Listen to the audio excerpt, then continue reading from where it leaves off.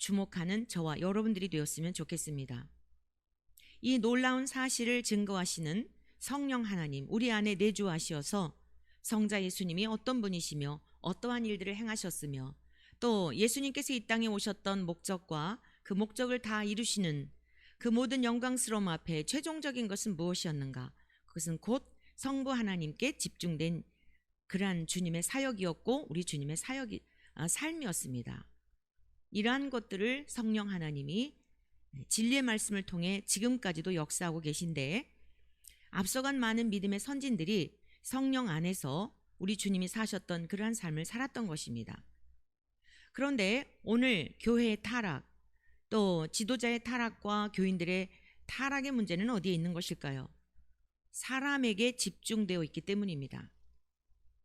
아무리 엄청난 일을 행하는 표적과 이적을 행한다 할지라도 여러분 그것 자체가 하나님과 함께한다고 하는 동일시하는 이러한 것들은 우리가 좀 주의해야 합니다. 예수님께서 기적을 행하셨고 또 사도들도 많은 기적을 행하였지만 그 기적을 행하는 목적 자체가 그 기적에 있었던 것이 아닙니다. 그로 인하여 하나님께 영광을 올려드리고 하나님이 행하시고자 하는 우리들에게 영생과 부활을 주시고자 함의 목적이 있었던 것이지 표적이나 이적의 목적이 있었던 것이 아니라는 말씀입니다. 그러므로 우리의 모든 관심은 하나님께 그리고 예수 그리스도께 우리와 함께 하시는 성령님께 주목하여야지 사람에게 집중될 때에 그때부터 방향이 달라질 수 있다는 것입니다. 오늘 말씀을 전하는 저 역시도 마찬가지입니다. 저를 통해 증거하시는 하나님의 말씀에 주목할 수 있기를 바라고 그리고 기록된 말씀을 통하여 하나님이 우리에게 무엇이라 말씀하시는지 그 음성을 듣게 되기를 바랍니다. 자, 에베소서의 말씀은 이렇게 시작하지요. 하나님의 뜻으로 말미암아 그리스도 예수의 사도된 바울은 에베소에 있는 성도들과 그리스도 예수 안에 있는 신실한 자들에게 편지하노니 하나님 우리 아버지와 주 예수 그리스도로부터 은혜와 평강이 너에게 있을지어다. 네, 바울은요 자기의 정체성이 분명했다고 우리가 함께 말씀을 나누었습니다. 하나님의 뜻으로 말미암아 이 세상 가운데 보냄을 받았는데 그것은 자기의 어떤 성공을 위한 것이거나 행복을 추구하기 위한 것이거나 세상의 명예나 권력을 위한 것이 아니라 오직 나를 위하여 십자가에 죽으신 그 예수 그리스도를 세상 속에 증거하기 위해서 보냄을 받았다라고 하는 그 한 가지, 세상 속에 보냄을 받은 이유, 내가 오늘은 이곳 내일은 저곳에 가서 복음을 전할지라도 그 복음을 전하는 이유와 목적이 분명하였다는 것입니다. 그러면서 이 편지를 쓸 때에 수신자를 밝히고 있지요. 오늘은 이제 에베소 이 수신자인 에베소 교회 성도들과 그리고 예수 안에 있는 신실한 자들에게 이 편지를 쓴다. 그러니까 물론 당시에 초대교회 당시에 주변에 있었던 그 흩어진 성도들을 의미하기도 했겠지만 이 성경은 진리의 성령님을 통하여 감동된 그 기록된 말씀이기 때문에 모든 세대를 초월한 그리스도 예수 안에 있는 신실한 자들, 구원받은 백성들을 위해서도 주신 하나님의 말씀입니다. 그러니까 오늘을 살아가는 저와 여러분들을 위해서도 주신 말씀이라는 그러한 뜻이지요. 그래서 우리가 이 말씀을 에베소서의 말씀을 좀 더 깊이 이해하기 위해서는 어떻게 에베소 교회가 태동이 되었고 바울이 감옥에서도 이 절절한 사랑의 마음을 가지고 에베소 교회 성도들과 신실한 성도들에게 이 서신을 쓰게 되었는지를 알기 위해서는 우리가 바울의 전도 여행 과정을 조금 살펴볼 필요가 있겠습니다. 그래서 사도행전을 중심하여 우리가 바울이 어떤 경로를 통해 에베소 교회를 세웠는지 그리고 그들과의 얼마나 그리스도 안에서 애틋한 그 사랑의 교제와 그 복음을 통하여서 주님 안에서의 아름다운 천상의 그 하늘 가족으로서의 삶을 그들이 살고 나누고 누렸는지를 우리가 좀 배우도록 하겠습니다. 에베소는요 바울이 그 2차 전도 여행 때에 잠시 들렀던 곳입니다. 고린도에서 겐그레아를 거쳐 에베소에 잠시 들러 복음을 전했는데 사도행전 18장 19절에서 21절에 이렇게 기록되어 있습니다. 에베소에 와서 그들을 거기 머물게 하고 자기는 회당에 들어가서 유대인들과 변론하니 여러 사람이 더 오래 있기를 청하되 허락하지 아니하고. 그러니까 바울은요, 사람들이 막 요청한다고 해서 사람들에 의하여 전도 일정을 다녔던 게 아님을 볼 수 있어요. 예수님의 사역도 그러했죠. 예수님이 각 성과 촌과 마을에 두루 다니시면서 복음을 전하셨을 때에 사람들이 그곳에 더 머물기를 원하는 경우, 물론 사마리아에 더 머물기를 원하실 때 그들과 더 함께 하시면서 복음을 전하신 예도 있지만, 그렇다고 해서 어디를 가시든지 사람이 원한다고 하여 그곳에 계속 머물러 계시지는 않았습니다. 하나님의 시간표에 하나님의 뜻 안에서 그 모든 전도의 여정을 행했던 것을 볼 수 있어요. 그래서 2차 전도 여행 때 에베소에 들렸는데 사람들이 그곳에 더 오래 머물러 있기를 원하였지만 바울은 허락하지 않고, 만일 하나님의 뜻이면, 내가 이곳에 다시 와서 복음 전하는 것이 하나님의 뜻이라고 한다면 내가 다시 너희에게로 돌아오리라, 그렇게 하고 배를 타고 에베소를 떠났다라고 사도행전 18장 19절 이하에 기록되어 있습니다. 이렇게 잠시 들렀다가 다시 3차 전도 여행 때에 에베소를 방문하게 됩니다. 그리고 그곳에서 약 3년간 머물면서 눈물과 전심으로 복음을 전했던 기록이 성경의 사도행전 19장에 잘 나타나 있습니다. 그래서 이제 사도행전 19장 그 8절 이하의 말씀을 중심하여서 사도 바울이 복음을 전하는 이러한 여정, 또 어떠한 일들이 있었는지를 여러분들이 뭐 이렇게 외출 중에 전철을 타고 가시거나 또 뭐 도보 중이거나 해서 어쩔 수 없이 성경을 펼 수 없다고 한다면 할 수 없지만, 되도록이면은 이 에베소 말씀을 들을 때 집에 계신 분들은 성경을 여러분들이 좀 펴서, 우리가 자꾸만 이 SNS를 통해 이 매스미디어에 너무 익숙해져 있거든요. 그러다 보니까 성경을 자꾸 멀리하는 경향이 있는데요, 여러분들 집에 계신 분들은 성경을 좀 펴서 여러분들이 눈으로 볼 때 성령님께서 더 강하게 여러분들에게 깨닫게 하시고 은혜를 주시리라고 그렇게 믿어집니다. 그래서 여러분 가지고 계신 성경을 펴서 좀 함께 살펴보도록 하겠습니다. 사도행전 19장 8절의 말씀입니다. 바울이 회당에 들어가 석 달 동안 담대히 하나님 나라에 관하여 강론하며 권면하되. 네, 우리가 첫 시간에 기독교의 본질에 대한 거 말씀 들었죠. 성경에서 전체의 주제가 뭐냐면 하나님 나라라고 말씀드렸습니다. 예수님이 이 땅에 오신 이유, 우리에게 하나님 나라를 주시기 위한 것입니다. 그리고 그 예수 그리스도를 믿어 구원받은 사도들도, 우리들도 소망해야 될 게 무엇이냐면 하나님 나라입니다. 자, 바울이 에베소에 가서 무엇을 전했다고요? 석 달 동안 회당에 들어가, 여기는 이제 유대인들이 모여서 하나님께 예배를 드리는 곳이죠. 유대인들에게 지금은 복음을 전하는 거예요. 예수 그리스도를 전하는 거죠. 그래서 성경 전체의 주제는 하나님 나라이며 그 나라의 예수 그리스도를 통하여 우리가 하나님께서 주시겠다고 하는 약속의 말씀, 이게 복음이죠. 그래서 하나님 나라에 관하여 강론하며 권면하되. 자, 어떤 반응이 있었습니까?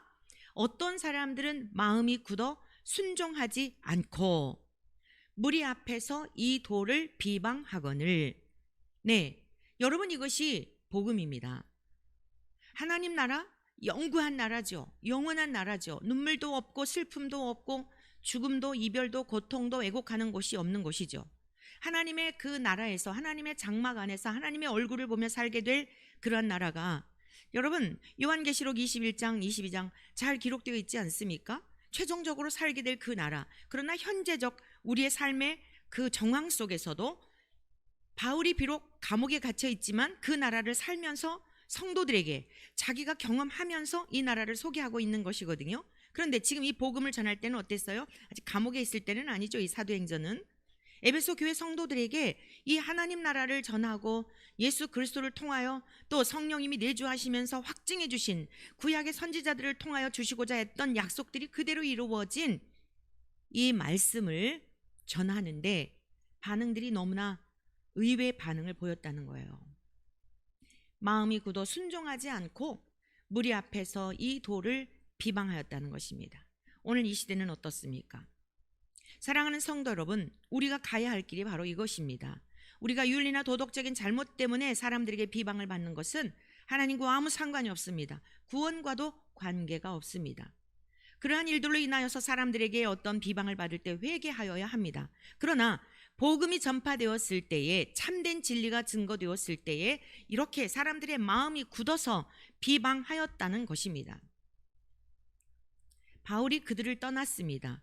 제자들을 따로 세우고 그 은혜의 말씀을 받아들이고 순종하는 자들을 모아서 두란노 서원에서 날마다 강론하니라. 여러분, 어디를 가든지 하나님이 택하신 백성들, 숨겨두신 하나님의 자녀들이 있습니다. 오늘 여러분들이 전도를 하다가 낙심하고 있지는 않습니까? 여러분들의 가족 중에 믿지 않아서 너무 낙심되어 있지는 않습니까? 친구를 위해서, 지인들을 위해서 오래도록 기도하며 여러분들이 정말 그 복음을 전하려고 했는데 낙심하고 있지는 않습니까? 낙심하지 마십시오. 잃어버린 자들을 찾아내는 것이 전도입니다. 우리 주님께서 찾고 찾아다니시면서 찾아내신 즉 기뻐하시는 것. 여러분, 하나님의 말씀을 듣고 주님께로 돌아오는 자들이 있습니다. 그 사람들을 찾아내는 것이 우리가 해야 할 일입니다. 바울, 복음을 전했을 때에 비방하고 마음이 굳어 순종하지 않는 자들이 있었으나 그 중에서도 바울이 증거하는 그 말씀을 착하고 좋은 마음으로 말씀을 듣고 지켜 행하고자 하는, 주님이 가신 그 길을 따르고자 하는 자들이 있었다는 거예요. 그들을 모아서 날마다 그들에게 복음을 전한 것입니다. 2해 동안 이같이 하니 아시아에 사는 자는 유대인이나 헬라인이나 이방인들이죠. 다 주의 말씀을 듣더라. 하나님이 바울의 손으로 놀라운 능력을 행하게 하시니 심지어 사람들이 바울의 몸에서 손수건이나 앞치마를 가져다가 병든 사람에게 얹으면 그 병이 떠나고 악귀도 나가더라. 우리 주님께서 행하셨던 놀라운 그 기적이, 이적이 바울 사도에게도 임하였던 것입니다. 사도행전 10장 38절에 보면 하나님이 나사렛 예수에게 성령과 능력을 기름 붓듯 하며 우리 예수님께서 두루 다니시며 선한 일을 하셨지요. 삼위일체적 그 사역을 하신 것입니다. 그런데 그 삼위일체 하나님이 바울 사도에게도 임하게 되니까 이런 놀라운 능력들이 나타났던 것입니다. 자, 그러면 에베소는 어떤 곳인가에 대해서 우리가 좀 이해할 필요가 있겠습니다. 에베소라고 하는 이 도시는요, 주전, 그러니까 주님이 오시기 11세기에 건설된 곳인데 이오니아의 그 식민지로부터 또 여러 경로를 통하여 로마의 한 주 등의 역사를 겪으면서 신약 시대에 이르러서는 소아시아의 수도로서 상업과 교통의 중심지였습니다. 여러분, 상업과 그 교통의 중심지가 되면 자연히 여러 가지 면에 있어서 부도 따르게 되고, 부가 따르게 되면 어떻죠? 타락, 음란. 그러니까 이 궁극적인 것은 굉장히 음란한 이러한 일들이 일어나게 되어 있습니다. 소돔과 고모라도 보게 되면 결국은 동성애로 인하여서 얼마나 그 타락하게 되고, 그러니까 결국 이 음란이 뭐죠? 육체의 쾌락에 집중되어 있는 것이에요. 사실 우리가 다 요즘 막 음식 문화도 굉장히 발달이 되어서 미식가들, 여러분들은 아주 그냥 처처에 있는 좋은 음식점들을 찾아다니잖아요. 자, 우리의 식욕, 우리가 이렇게 편히 그 쉬고자 하는 그 어떤 수면욕이라든가, 이 다 우리 육체를 위한 거거든요. 당연히 우리가 이제 쉼이 필요하고요. 음식도 잘 먹어서 건강을 돌보고 살펴야 하는 것도 이건 뭐 기본이에요. 특별한 게 아니에요. 물욕. 여러분, 그런데 마지막이 뭐예요? 이 성욕이에요. 쾌락을 추구하는 것입니다. 이 에베소라고 하는 이 도시는요, 음란의 도시였습니다. 아뎀이라고 하는 그 웅대한 신전이 있었는데, 아뎀이라고 하는 이 여신은 그 디아나라고도 부르는 그러한 이름인데요, 달의 여신으로 인간이나 그 동물의 생식을 주관하는 그러한 여신으로 섬겼던 것이에요. 그래서 12개의 가슴이 달린 에베소의 수호신입니다. 이 아데미에게 이 에베소 도시를 헌정할 만큼 에베소는 종교와 이교도, 그리고 이제 이 아데미라고 하는 여신을 숭배하는 이러한 도시였던 것입니다. 여러분 한번 생각해 보십시오. 이교도들 또는 온갖 종교들이 성행하고 그 다음에 그 도시 자체가 아뎀이라고 하는 이 신을 섬기기 위한 웅대한 신전을 만들어서 에베소라고 하는 도시를 헌정을 할 정도로 모든 사람들이 그 음란한 아데미 여신을 숭배하는 그러한 곳에서 하나님은 거룩하신 분이죠. 하나님은 이 세상의 모든 피조물들과는 전혀 다른 창조주이십니다. 자, 그 창조주 하나님에 대하여 그 하나님의 형상과 동일하신 분이 보이지 않는 하나님의 그 형상이 보이는 형상으로 이 땅에 오신 예수 그리스도의 그 거룩하심과 우리의 죄와 허물, 이 음란하고 타락한 우리네 인생들을 위하여서 십자가에 죽으셨다는 이 복음이 여러분 그 도시에 전파되었을 때에 어떠했을 것 같습니까? 가히 상상이 가십니까? 자, 우리 한번 사도행전 19장 26절 이하에 있는 말씀을 같이 좀 보시겠습니다. 23절서 좀 볼게요. 23절. 그때쯤 되어 이 도로 말미암아, 그러니까 바울 사도가 전한 십자가의 도, 구원 얻는 그러한 복음을 말하는 겁니다. 적지 않은 소동이 있었으니 즉 데메드리오라 하는 어떤 은장색이 은으로 아데미의 신상 모형을 만들어 직공들에게 적지 않은 벌이를 하게 하더니, 그러니까 아데미라고 하는 이러한 신들을 만들어 가지고 여러분 불교 국가에 불상을 만든다든가 뭐 이런 것을 해서 업을 삼는 사람들이 그것은 우상입니다 라고 복음을 전했을 때 얼마나 소동이 일어나고 난리가 났을까요? 그래서 이 데메드리오라고 하는 사람이요, 그 직공들과 그러한 영업하는 그러한 사람들을 다 모은 거예요. 같은 직종에 있는 사람들을 모아서 선동을 하는 겁니다. 여러분도 알거니와 우리의 풍족한 생활이 이 생업에 있는데, 그렇죠? 아데미 신전을 세워가지고 그 아데미를 온 에베소에 있는 사람들이 그 아데미를 숭배하고 있는 이런 상황 속에서 여러분 그 신의 모형을 만들어가지고 신상을 만들어가지고 업을 삼고 있는 사람들의 삶이 얼마나 풍족했을지는 우리가 글쎄요 상상을 초월하는 일이겠죠. 그러니까 이 데메드리오라고 하는 사람이 같은 업종에 있는 사람들에게 이렇게 선동하는 거예요. 이 풍족한 생활이 이 생업에 있었다는 거죠. 그런데 이 바울이 이 에베소에 오더니 에베소뿐만 아니라 거의 전 아시아를 통하여 수많은 사람을 권유하여, 그러니까 바울이 이곳과 저곳을 다니면서 복음을 전했잖아요. 그러니까 이 사람의 그 전파되는 복음이 무엇이었냐면 사람의 손으로 만든 것들은 신이 아니라 이렇게 전한다는 거예요. 이게 우상을 숭배하는 자들이 바울이 전한 복음의 내용을 듣고 그들의 입으로 하는 겁니다. 여러분 명심하십시오. 우리 주님은 사람이 만든 수공물에 계시는 분이 아닌 것을 믿으시기를 축복합니다. 네. 자, 이는 그대들도 보고 들은 것이라. 우리의 이 영업이 천하여질 위험이 있을 뿐 아니라, 그러니까 사람이 만든 수공물에 어떤 힘이 있고 사람들을 도와주고 수호하고 보호해 주는 것이 아니라고 이렇게 막 온 아시아를 다니며 복음을 전하니 우리가 하는 이 업이 이제 이거 불보듯 뻔한 거 아니냐, 이거 이미 이 업종은 사라질 수밖에 없는 거 아니겠느냐. 그리고 그 사람을 따르는 사람들이 날로 더해가고, 그러니까 양극화가 일어났었잖아요. 마음이 굳고 강팍한 유대인들 비방하는 자들도 있었지만 그 바울이 전하는 복음을 듣고 아하, 여러분 우리 모든 인간 안에는 목마름이 있는 것입니다. 어떤 우상을 숭배할지라도 우상을 숭배하는 이유가 뭐죠? 마음의 위안을 얻고 마음에 무엇인가 안식을 얻고 자기의 그 개인의 삶뿐만이 아니라 가족들을 보호해 주기를 바라는, 그래서 수호신이라고 하지 않습니까? 그런데 바울이 다니면서 그러한 사람이 만든 것에 있지 않다고 하니 많은 사람들이 돌아서는 건 당연하겠죠.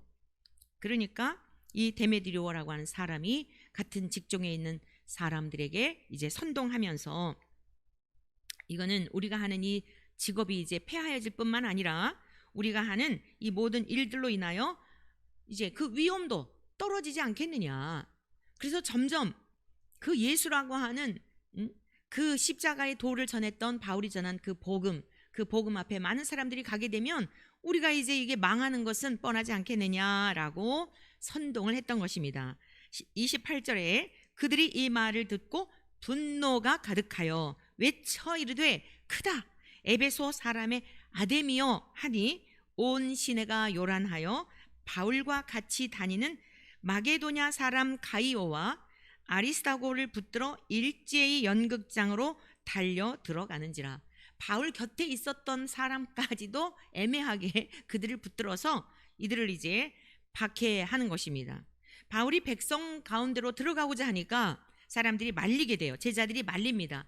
가게 되면 이제 어려움을 당할 것이니까 가지 말라고 그러죠. 또 31절 아시아 관리 중에 바울의 친구된 어떤 이들이 그에게 통지하여 연극장에 들어가지 말라 권하더라. 사람들이 외쳐 어떤 이는 이런 말을 어떤 이는 저런 말을 하니 모인 무리가 분란하여 태반이나 어찌하여 모였는지 알지 못하더라.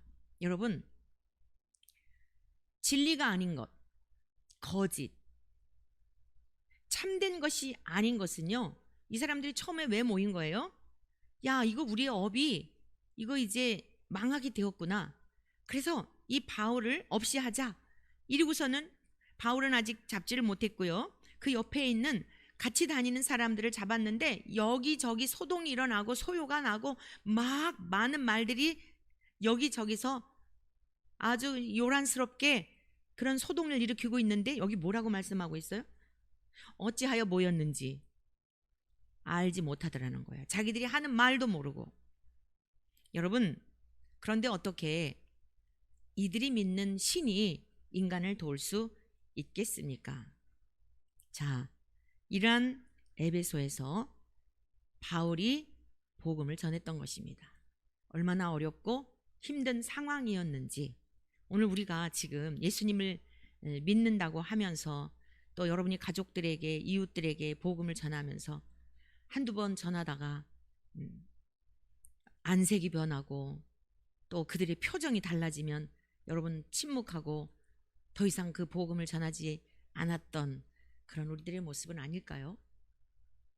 정말 앞서간 믿음의 선진들이 예수 그리스도의 십자가의 복음 때문에 얼마나 긴장감 속에 생명의 위협 속에 복음을 전했는지 그 능력이 어디에 있었어요? 내주하시는 진리의 성령님이 강권하셨기 때문입니다. 그들의 능력이 아니었어요.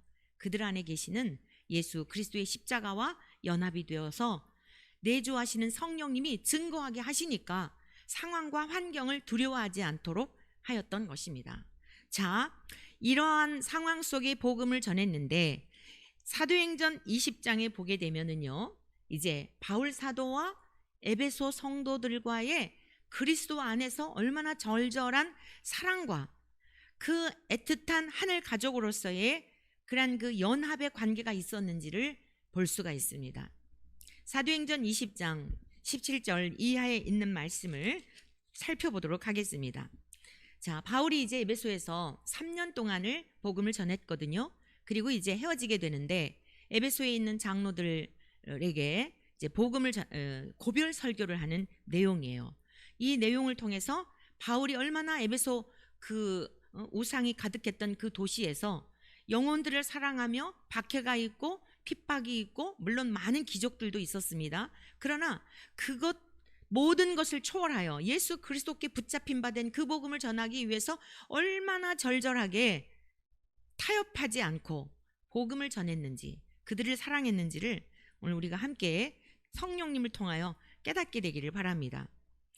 사도행전 20장 17절입니다. 바울이 밀레도에서 사람을 에베소로 보내어 교회 장로들을 청하니 오매 그들에게 말하되 아시아에 들어온 첫날부터 지금까지 내가 항상 여러분 가운데서 어떻게 행하였는지를 여러분도 아는 바니 곧 모든 겸손과 눈물이며 유대인의 간계로 말미암아 당한 시험을 참고 주를 섬긴 것과 에베소에서 있었던 박해에 대한 것 그러면서도 어떤 마음으로 복음을 전했는지 고백을 하고 있죠.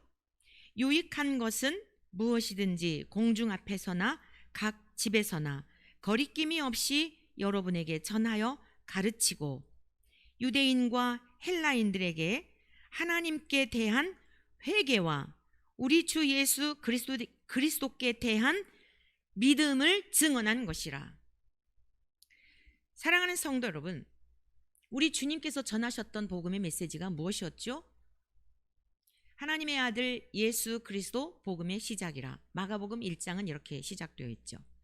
1장 14절에 때가 찼고 하나님의 나라가 가까이 왔으니 회개하고 복음을 믿으라. 여러분, 예수님께서 전파하셨던 첫 이 세상 어둠 가운데 있는 이 땅에 오셔서 주님이 전하신 복음의 메시지는 회개로부터 시작되는 천국이었습니다. 회개의 복음이었습니다. 바울 사도 역시 뭐라고 증거하고 있습니까? 유대인과 헬라인들에게 하나님께 대한 회개와 하나님께로 돌아오라는 거죠. 여러분, 유대인들은 어떤 사람들입니까? 어렸을 적부터 그들이 그를 터득하게 될 때에 모세오경, 창세기, 출애굽기, 레위기, 민수기, 신명기 이 5권을 여러분 어머니를 통해서 계속 암송을 시켜 외워야만 이들이 성인식을 할 때에, 그러니까 5살에서 12, 13세 되는 성인식을 할 때까지 이 모세오경을 외워야만 랍비들 앞에서 그 모세오경을 외워서 통과해야만 성인식을 할 수 있을 만큼 여러분 유대인들은 구약의 율법에 대하여 선지자들의 그 예언된 말씀에 대하여 통달한 자들입니다. 어떤 면에서요? 머리로 아는 지적인 지식으로 말미암아. 그런데 그들의 마음은 어땠다고요? 전혀 마음의 중심에는 하나님이 안 계셨던 것입니다. 하나님을 모시지 않았던 것입니다. 지금 유대인과 헬라인에게 증거하는 복음의 메시지가 무엇이었다고요? 에베소 교회에서 에베소인들에게 무엇을 전했다고요? 하나님께 대한 회개. 오늘 이 시대의 문제가 무엇입니까? 오늘 우리가 에베소서를 배워야 할 이유가 뭘까요? 에베소서는 교회론에 관한 전체적인 핵심적인 내용이 뭐냐면 교회론에 관한 것이에요. 정말 예수 그리스도를 믿음으로 말미암아 하나님이 우리를 거처 삼으시고 우리 안에 내주하시는 우리가 걸어다니는 교회라고 한다면 우리가 이 세상 가운데서 어떠한 삶을 살아내야 하는가를 가르치고 있는 것이 에베소서 전체에 대한 메시지입니다. 그런데 지금 이 에베소 교회가 태동이 될 때 에베소에 있는 그 성도들에게 복음을 전할 때 무엇을 전한 거예요? 이걸 다시 상기시키고 있는 거예요. 고별 설교를 통해서. 유대인과 헬라인과 유대인이나 이방인이나 다 양심을 통해서라도 하나님은 어떤 분인지를 알만한 것을 보이셨다고 했거든요. 복음이 전파되기 이전에도 사도행전 14장에 보면 이 복음이 전파되기 이전에도 하나님이 먹을 것과 마실 것을 주시면서 자연을 통하여 우리에게 그 농산물의 경작을 통해서 비가 안 올 때 하나님을 향하여 비를 구하고 햇빛을 주시고 바람을 통하여 모든 영양분을 통하여 이 식물들이 자라게 하는 것을 통해 우리에게 먹을 것과 마실 것을 주시며 자연을 통해 양심을 통해서라도 하나님을 알만한 것을 이방인들에게도 알리신 거예요. 지금 하나님을 안 믿는 여러분의 가족들이나 교회 밖에 있는 사람들, 이런 사람들 모두도 양심을 통해서도 하나님이 계심을 부인할 수가 없는 것입니다. 그들에게 증언한 것이 뭐예요? 회개의 복음, 그리고 주 예수께 대한 믿음을 증언한 것이라. 우리가 얼마나 마음이 굳고 강팍하고 교만한지 하나님께 예배를 드린다고 하면서도 우리의 마음은 전혀 하나님께 있지 아니하고 하나님의 이름을 오히려 차용하여 내 영광을 구하고 세상에서 어떻게 해서든지 잠시뿐인 나그네 인생길에 영원할 것처럼 착각하며 그 하나님의 이름을 빌어서 하나님과 상관없는 이 에베소에 있는 아데미 신을 섬기는 그들만이 아니라 하나님을 믿는다고 하는 사람들조차도, 유대인들조차도 여전히 하나님과 상관없는 그러한 삶 가운데 처해진 그러한 것을 직면하도록 복음을 전했다는 것이죠. 그리고 우리가 정말 믿어야 할 것은 우리 주 예수 그리스도, 그러한 가운데 하나님이 성자 예수님을 보내주셔서 우리의 죄와 허물을 위해 십자가에 죽으신 그 은혜를 증거하였다라고 이렇게 고별 설교를 통해서 다시 한번 확증하고 있는 것입니다. 그러면서 이렇게 고백합니다. 보라, 이제 나는 성령에 매여 예루살렘으로 가는데 거기서 무슨 일을 당할는지 알지 못하노라. 오직 성령이 각 성에서 내게 증언하여 결박과 환난이 나를 기다린다 하시나. 여러분, 하나님의 사람들은 자기의 뜻과 생각을 따라 살아가는 것이 아닙니다. 바울 사도가 뭐라고 고백을 합니까? 성령이 내주하시는 하나님과 동일하신 분이죠. 예수님과 동일하신 성령님은 하나님의 영, 그리스도의 영입니다. 삼위일체 한 분이십니다. 그런데 육체를 입고 계셨던 이제 제자들에게 이렇게 육체적으로 1대1로 만나서 얼굴을 보며 대면하였던 그 관계가 아니에요. 이제는 십자가에서 죽으시고 살아나신 후에 40일 동안 이 땅에 계시며 하나님 나라를 전파하시다가 하늘로 가신 다음 성령님으로 충만하게 오순절 마가다락방의 제자들에게 임했잖아요. 그리고 바울 사도에게도 다메섹 도상에서 부활하신 예수님이 만나주셔서 성령의 충만함을 그에게 허락하여 주시고 주님과 함께 하는 거예요. 여러분, 이게 하나님 나라예요. 바울 사도 안에 오늘 저와 여러분들이 이 복음을 듣고 믿는 자들 안에 회개하고 옛생활에 있어서는 내가 이제 다 십자가와 함께 죽었습니다. 여러분들 세례 받으셨죠? 세례가 무엇입니까? 죽음의 표식이에요. 벌레는 이렇게 그 침례 물속에 풍덩 들어갔다가 예수님도 침례 받으셨죠. 예수님은 죄가 없기 때문에 그 세례를 받으실 그런 세례를 받으실 분이 아니에요. 그럼에도 불구하고 끝까지 겸손하셨고 끝까지 순종하셨어요. 죄인이 받는 세례를 예수님이 받으신 거예요. 나중에 예수님은 누가복음 9장에서 내가 받을 세례가 있다. 불세례에 대한 거 말씀하시죠. 십자가에서의 죽으심을 말씀하셨어요. 세례라고 하는 것은 죽었다는 뜻입니다. 여러분 다 세례 받으셨죠? 물세례. 나는 과거의 삶에 있어서 그리스도 밖에 있었을 때의 삶에 있어서 나는 이제 죽은 자입니다. 그리고 물로써 나를 깨끗게 해주시고, 물은 곧 성령이라고 주님께서 말씀하셨죠. 성령으로 말미암아, 또 물은 말씀이기도 합니다. 그러니까 말씀이 육신이 되신 주님, 성령으로 우리 가운데 임하신 성령님, 하나님 다 같은 분이에요. 우리 안에 내주하시는 겁니다. 그런데 어떻게 함부로 삽니까? 여러분, 그런데 어떻게 말을 함부로 할 수 있을까요? 어떻게 다른 사람들에게 악담을 하고 저주를 퍼부을 수가 있을까요? 실망할 거 없어요.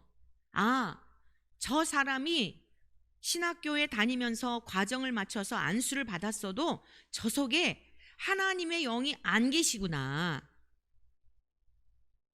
여러분, 예수님께서 마태복음 7장에 산상수훈을 말씀하시며 결론적으로 말씀하셨죠. 산상수훈이 어떻게 시작된다고요? 심령이 가난한 자. 세례를 받는 것은요, 정말 심령이 가난한 마음으로 받는 거예요. 주님, 제가 나름대로 그동안 살아보려고 살았습니다. 착하게 살아보려고 노력을 했는데요, 정말 안 되었어요. 의롭게 살아보려고 노력을 했는데요, 안 되었습니다. 안 되더라고요. 그런데 이제는 예수님이 십자가에 죽으신 그 죽으심과 함께 제가 죽겠습니다. 그게 세례라고요. 그리야 할 때에 하나님께서 성령님으로 우리 안에 계셔서 심령이 가난한 자는 복이 있나니 천국이 그들의 것이며 하나님의 나라가 임하는 거예요. 현재적 삶에서도. 자, 그러면 애통하는 자가 되는 것입니다. 심령이 가난한데 그 다음에 따라오는 게 뭐가 따라온다고요? 애통하는 마음이 생겨요. 무엇에 대해서요? 돈이 없는 것에 대해서요? 명예가 없는 것에 대해서요? 사람들에게 주목받지 못하는 것에 대해서요? 아니요.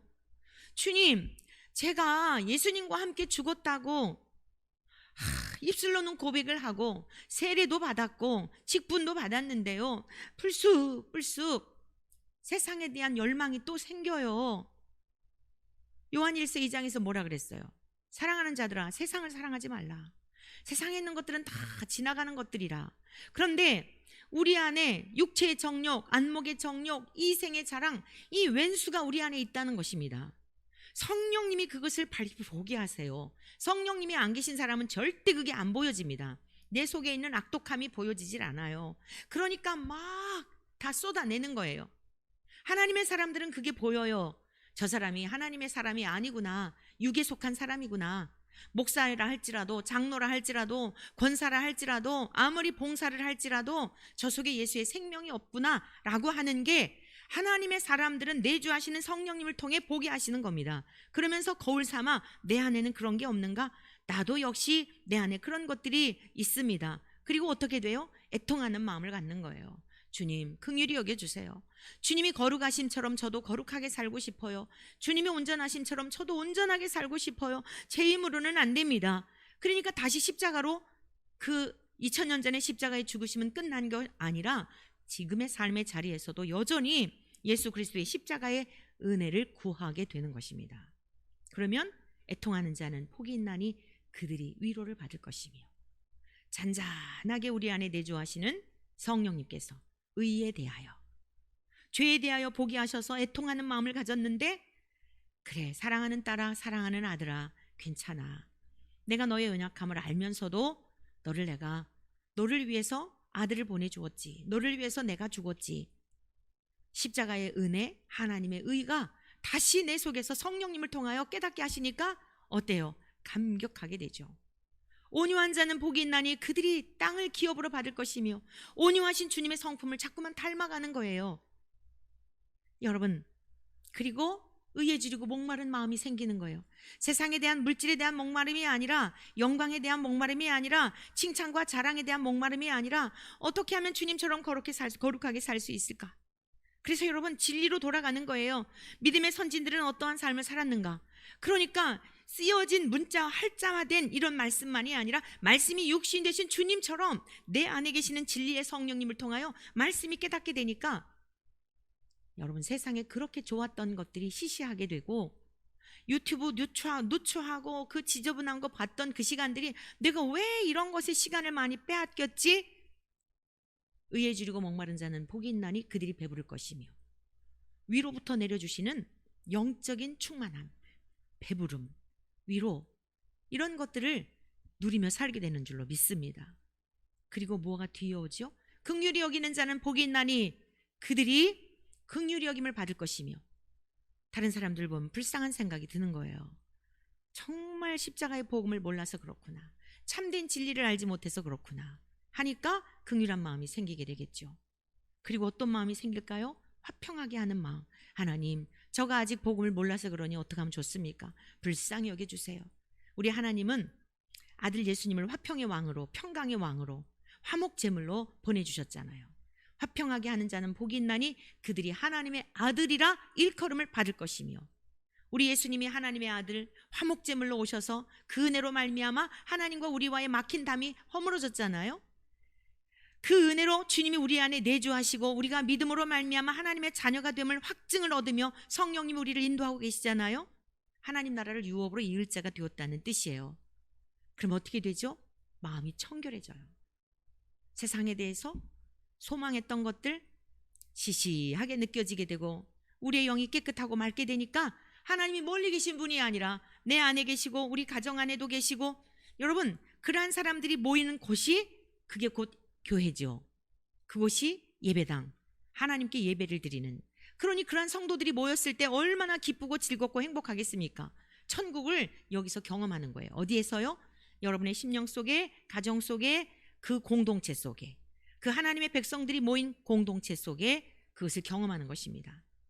바울 사도가 초대교회 성도들이, 믿음의 선진들이 이것을 누렸던 것이에요. 그러니 어떻게 박해가 있다고, 핍박이 있다고, 이제 예루살렘으로 올라가면 결박과 환난이 나를 기다린다 하나, 이 사랑을 누리고 있는 이 사랑에서 끊을 수가 없었던 것입니다. 그래서 이 고백을 하는 거예요. 고별 설교를 하는 거예요.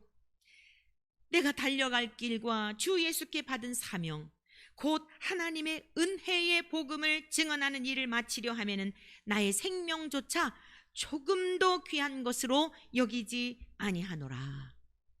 막을 수가 없었던 거예요.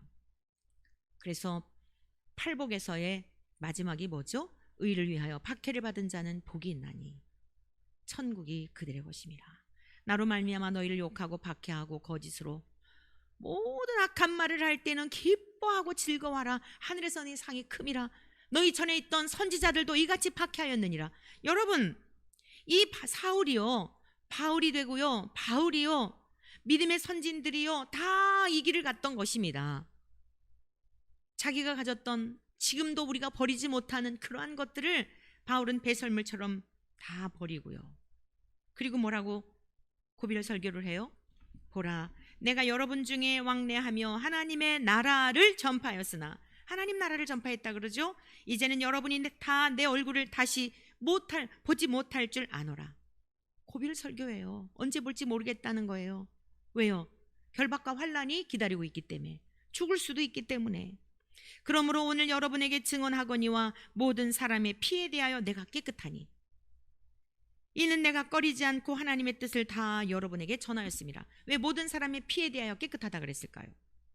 그들을 생명의 길로 인도하도록 예수 그리스도의 십자가의 복음을 전해주었기 때문에, 그들이 굳은 마음으로 받아들이지 않고 거부했다 할지라도 그 피의 값은 그들에게 있는 것이지 내가 할 일을 했기 때문에 내 책임이 아니라는 것입니다. 여러분, 이것은 에스겔 선지자를 통해서도 하나님께서 이미 말씀하셨던 내용이죠. 자, 전쟁이 날 때에 파수꾼의 사명은 뭐냐면 나팔을 불어야 합니다. 적군이 쳐들어오고 있습니다 라고 하는 것을 나팔을 불어서 모든 병사들을 깨워 전쟁에 대비하도록 해야 되는 거예요. 그게 파수꾼의 역할이죠. 그런데 졸고 있거나 잠자고 있거나 무디어서 적군이 쳐들어오는데도 불구하고 감지하지 못하고 있다가 이제 그 전쟁에서 패했어요. 그러면 그 책임, 그 핏값이 누구에게 돌아가냐면 파수꾼에게로 들어가는 거예요. 나팔수.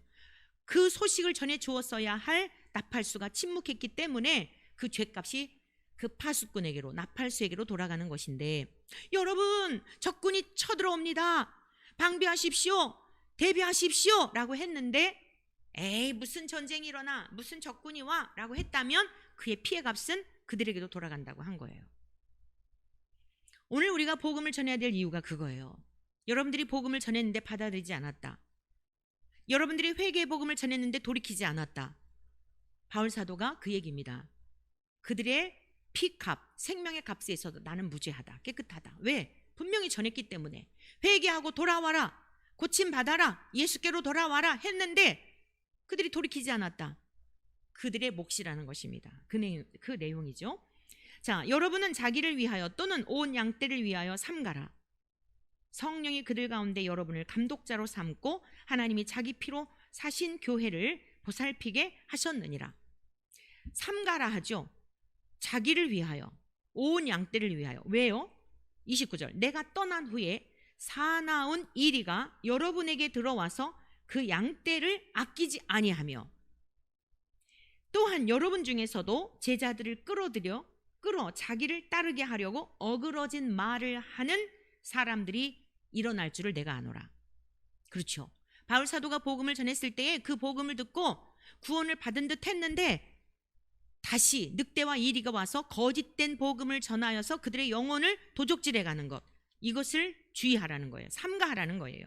십자가의 복음을 꼭 붙들고 있어야 한다는 거예요. 다른 길은 없다는 거예요. 이것은 예수님께서 산상수훈 말씀하실 때에 7장에서 결론적으로 말씀하셨어요. 심령이 가난해서 천국을 경험했다면, 천국을 누리고 있다면, 천국을 살고 있다면 끝까지 저 천국 갈 때까지 조심해야 되는데 좁은 길을 가야 한다. 많은 사람이 멸망으로 인도하는 길은 넓어서 많은 사람이 그 길을 가는데 거짓 선지자들을 조심하라. 자, 여러분, 거짓 선지자들은 어떻게 우리가 구분할 수 있느냐면 주님이 답을 주셨어요. 7장에 있는 말씀입니다. 지금 사도 바울 때에도 에베소 교회에 이것을 경계하라고 권면하였는데 예수님께서 다 하셨던 말씀의 내용을 다시 상기시키고 있는 겁니다. 마태복음 7장 15절, 거짓 선지자들을 삼가라. 자, 진짜인가 가짜인가를 여러분들이 이 시대에서 분별하시기를 바랍니다. 그리고 이제 방송 끝난 다음에 천천히 성령님을 의지하여 이 말씀을 읽고 묵상하시고 기도하시고 여러분들의 영혼 도적질 당하지 않도록 경계하시고 주의하시고 십자가 복음 붙들고 끝까지 승리하시길 바랍니다. 자, 산상수훈의 결론 부분을 말씀하시는 거예요. 거짓 선지자들 삼가라. 양의 옷을 입고 너희에게 나오나. 양이 뭐죠? 순한 척하는 거예요. 아주 그냥 그럴듯한 말로, 그 외형상 듣기 좋은 말로 여러 가지 방법으로 양의 옷을 입고 오니까 어때요? 그냥 마음을 탁 놓는 거예요. 그런데 속에는 노략질하는 일이라. 그 속에는 사람들의 영혼을 도적질하고 사람들이 가지고 있는 재물을 착취하고 미혹하여서 그들의 모든 것들을 다 착취하는데, 여러분, 이게 거짓 이단과 사이비 집단과 각 종교 그 교주들 특징입니다. 결국에는 다 빼앗아가요. 그리고 나몰라라 하는 거예요. 거짓말에 아주 능수하죠. 능수능란하죠. 16절 그들의 열매로 그들을 알지니 가시나무에서 포도를 또는 엉겅퀴에서 무화과를 따겠느냐? 이와 같이 좋은 나무마다 아름다운 열매를 맺고 좋은 나무가 아름다운 열매를 맺는 거예요. 여러분 여기서 좋은이라고 하는 것도 윤리나 도덕적으로 이해하시면 안 돼요. 이 좋은이라고 하는 것은 무슨 뜻이냐면 아가토스라고 하는 것은 은혜라는 뜻입니다. 하나님의 은혜를 입은 사람, 예수 그리스도의 십자가의 그 은혜와 접붙임이 된 사람은요 아름다운 열매를 맺게 되는 거예요. 이 아름다운이라고 하는 게 뭐냐면 가치 있는, 덕스러운, 보다 나은, 정직한 이런 뜻이에요. 그러니까 예수님과 연합이 되어 있기 때문에 예수님의 열매를 맺는 거예요. 에베소서 5장 8절을 굉장히 많이 제가 여러분에게 인용할 겁니다. 여러분 외우시기를 바랍니다. 너희가 이전에는 어둠이더니 마귀에게 속해 있었던 자들이라는 거예요. 뱀이 낼름낼름 미혹하고 유혹하는 것에 속아가지고 하나님과의 관계를 이간질하고 목회자와 성도의 관계를 이간질하고 참된 진리에서 떠나도록 이간질하는 게 이게 뱀이란 말입니다. 간교하단 말이에요. 공동체를 허물어요. 자기 속에 있는 탐심과 탐욕 때문에. 그런데 우리도 과거에는 다 그렇게 속았다고요. 그런데 지금은 어때요? 참 빛으로 오신 주님을 영접하여서 빛의 자녀가 되었어요. 그러니까 너희가 이전에는 어둠이더니 이제는 주 안에서 빛이라, 빛의 자녀들처럼 행하라. 예수님처럼 행하라는 거예요. 근데 어떻게 우리가 예수님처럼 행해요? 예수님과 연합이 되었기 때문에, 예수님이 내 안에 계시기 때문에 성령님을 통해 열매를 맺을 수 있다는 겁니다. 그게 뭐라고요? 착하고 의롭고 진실한 열매, 주님의 열매를 맺게 된다는 거죠. 그 진실함의 열매, 착하고 의롭고 진실한. 그런데 어떻게, 여기 이제 다시 마태복음 7장을 보겠습니다. 어떻게 나쁜 열매를 맺을 수 있을까요? 좋은 나무가 나쁜 열매를 맺을 수 없고 못된 나무가 아름다운 열매를 맺을 수 없느니라. 아름다운 열매를 맺지 아니하는 나무마다 찍혀 불에 던져지느니라. 이러므로 그들의 열매로 그들을 알리라. 여러분, 그들의 열매는요 입을 통해 나오게 돼 있어요. 그의 입술에서 무슨 소리가 나오는지를 보면 진짜인지 가짜인지를 알 수 있어요.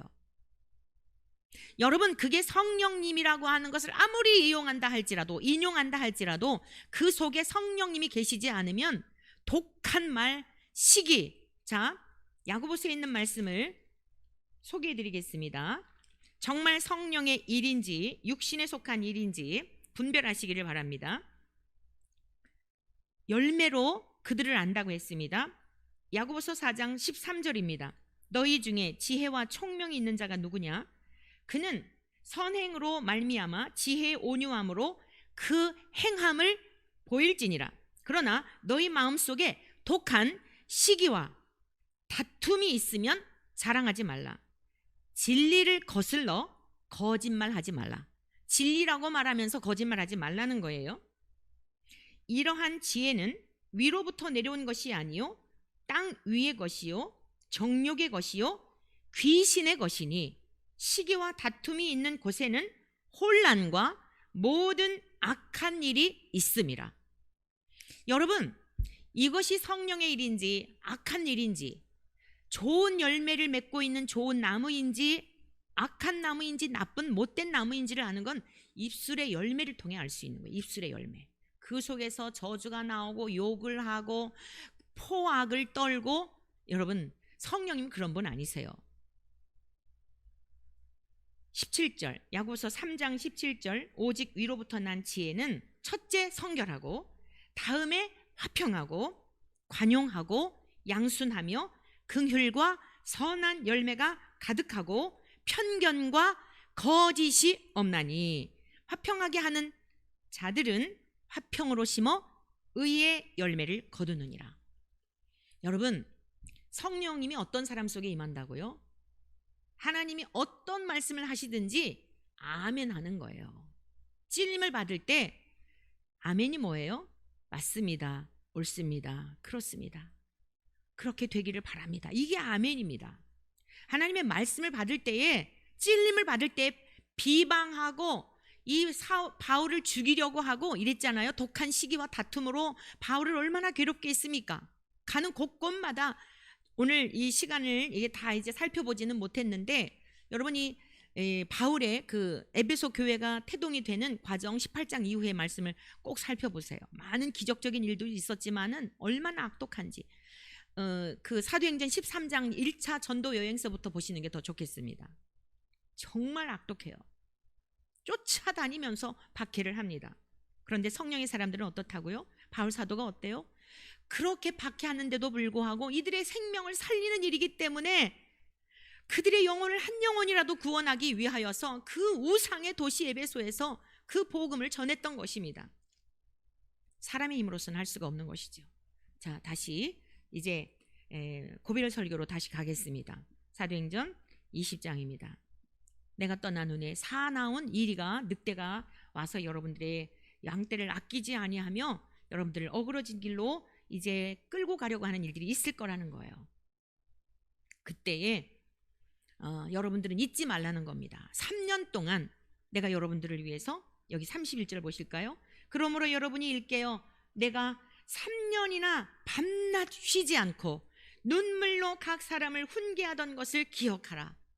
여러분 이렇게 에베소에서 복음을 전했고 그들을 가르쳤어요. 누구의 사랑이에요?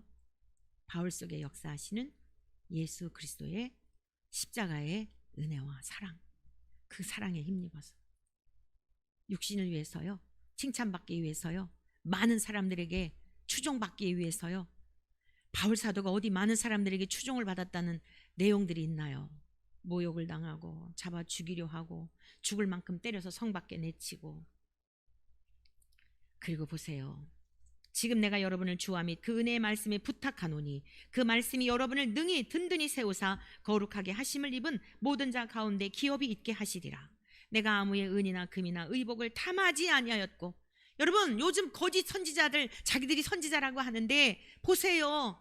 그저 설교 끝날 때마다 돈 얘기하고 무슨, 여러분 어떻게 그렇게 분별을 못할까요? 이게 노략질하는 일이들이에요. 속지 마시고 하나님께로 돌아오시기를 축복합니다. 내가 아무의 은이나 금이나 의복을 탐하지 아니하였다는 것입니다. 여러분이 아는 바와 같이 손으로 나와 내 동행들이 쓰는 것을 충당하여 범사에 여러분에게 모본을 보여준 바와 같이 수고하여 약한 사람들을 돕고 또 주 예수께서 친히 말씀하신 바 주는 것이 받는 것보다 복이 있다 하심을 기억하여야 할지니라. 여러분 이 설교를 끝나고 났는데요, 뭐라고 여기 기록되었어요?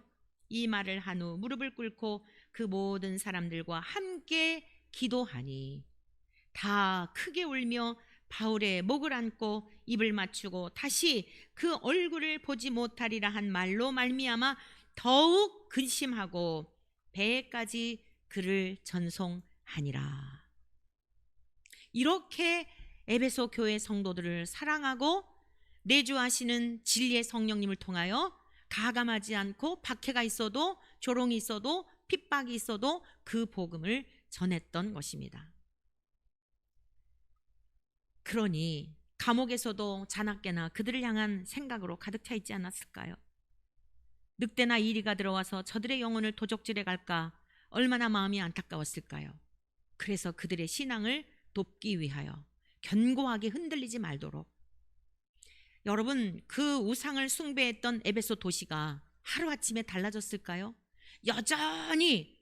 그래서 에베소서 6장에 우리의 씨름은 혈과 육을 상대하는 것이 아니라 마귀의 관계, 여러분 영적 싸움이라고 하는 것을 결론 짓는 거예요. 그래서 그 싸움에서 어떻게 이길 수 있는지에 대한 것을 말씀하고 있는 것이에요. 오늘 우리가 이 에베소서를 이해하기 위하여 교회가 태동이 된 그런 그 발생의 그 근원에 대한 것을 우리가 살펴보느라고 시간이 좀 많이 지났는데요, 내일 이어서 우리 모든 사람들의 신앙이나 또 우상을 숭배하는 것이나 그러한 것들의 저변에 있는 게 뭐냐면 결과적으로는 이 은혜와 평강을 누리기 위한 것이거든요. 그런데 어떻게 이러한 은혜와 평강을 누릴 수가 있는가? 아데미에게서 있는 게 아니에요. 여러분 사람을 추종한다고 해서 그 사람에게 있는 게 아니에요. 도울림이 없는 인생들에게 있는 것이 아닙니다. 오직 만군의 주 여호와 하나님께 있는 것이거든요. 이러한 것을 바울 사도는 경험한 거예요. 살아낸 거예요. 하나님 나라를 살게 되니까 감옥도 감옥이 아니었던 것이죠. 그래서 은혜와 평강의 근원에 대한 것을 오늘과 내일 이어서 내일 좀 더 깊이 나누도록 하겠습니다. 오늘은 여기까지 에베소 교회가 태동이 된 과정을 우리가 살펴보면서 이 시대 얼마나 복음이 훼손이 되었는지, 거짓이 판을 치고 있는지 증거된 말씀을 통하여 여러분들이 구별하시고, 잘못된 길에 돌아서 있는 분들은 또 사람을 추종하거나 여러분들 또 속에 악독과 다툼과 시기가 있어서 하나님의 말씀을 거스르고 아직도 하나님이 주시는 은혜와 평강을 누리지 못하는 분들이 계시다면 말씀 앞에 회개하고 주님께로 돌아와서 모두 하늘 가족이 되어 이 땅에서도 하나님 나라를 누리시고 세상으로 흘러가게 하는 일에 쓰임받는 여러분 모두 되시기를 주님의 이름으로 축복합니다.